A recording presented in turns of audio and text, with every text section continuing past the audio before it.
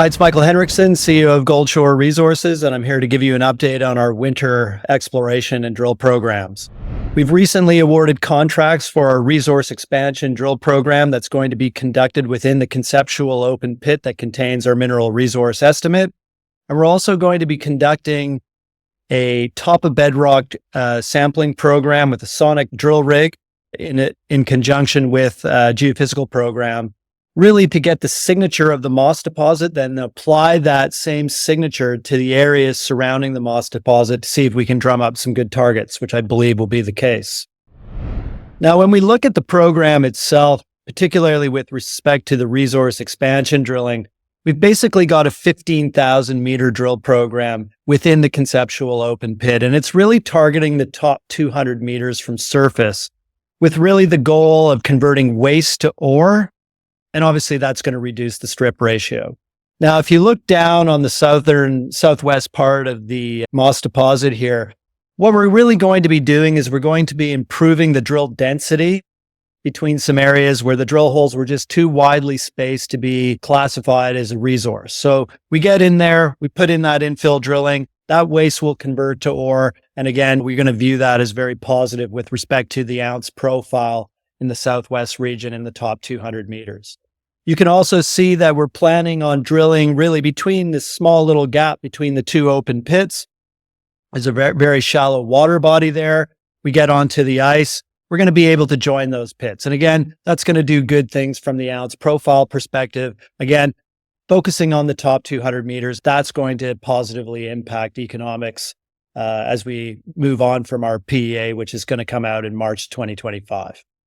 Now, as we move up to the northeast portion of the deposit, this is where we're really going to be expanding mineralization that's being hit at depth towards the surface. So for instance, you see a number of short little drill holes here. This is the QES up target. We've hit some mineralized shear zones from 150 meters depth down to about 500 meters depth, but the top 150 meters have never been drilled. These are vertically oriented shear zones. It's very low hanging fruit. Let's go in there and obviously bring that up to surface. Again, ounces coming into the top 200 meters. In the back here, we use something called Superion. Now, there were some drill holes historically from 2021 and 2022 that drilled from the south to the north, got outside of the conceptual open pit and hit a new mineralized shear zone that's never been seen on surface. If we project that vertically upward to surface, it will be inside the pit shell. Again, for us, when we look at this, it's just a question of making sure that the deposit is well drilled on the northern side so that we can realize the full ounce potential. So when we look at this 15,000 meter program as a whole, what we can say is none of this drilling will be included in the PEA, and this will be an improvement to the PEA that comes out in March. So this is going to be very impactful for us as we move forward. Now, at the same time, we do have a discovery-focused exploration program that's going to kick off as well this winter. And what you can see here is right where my cursor is. This is the moss deposit. What we've done here is we've said, okay, look, if we just take the very top sample from the drill holes that are available to us and we put them on 400 meter space lines, do we see the moss deposit? And in fact, you see it on consecutive lines. So we know that approach will work. What you see here in these sort of faded out yellow corridors is where we're going to be doing that top of bedrock sampling. These are all under muskeg or complex till cover. That's where the moss deposit is hosted. Let's go and see what else can be shown to us vis-a-vis gold endowment in these highly prospective structural corridors that we know are mineralized either through A, a smattering of drill holes, or B, some rock chips where there's outcrop.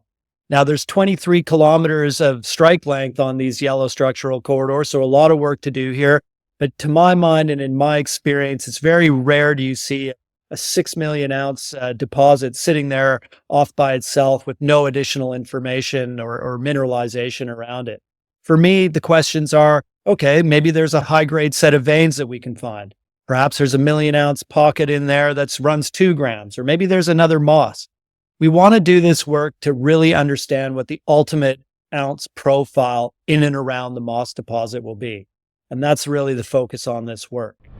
Now, the other part of this work here for the winter program will be geophysics. And again, you can see the moss deposit highlighted in the red colors here. And really what we're going to do is there's never been an IP survey done on moss. You can see that we're going to do that, and we're going to find out what the resistivity and chargeability signatures of the moss deposit are. And then we're going to expand that coverage outward to look at the Kawa-Aditi trend, as well as take a look at some of the historical geophysics that we can bring into our own survey. And really, the whole purpose of this, between the top of bedrock sampling and the geophysics, is to just find the signature of moss and look for similarities elsewhere in these 23 kilometers of prospective structures. This is how you find out what the ultimate ounce profile will be here. I think I'm feeling very positive with respect to potential discovery. So hopefully that gives you a good overview in terms of what to expect from our winter drill program. And I look forward to keeping you updated in the near future.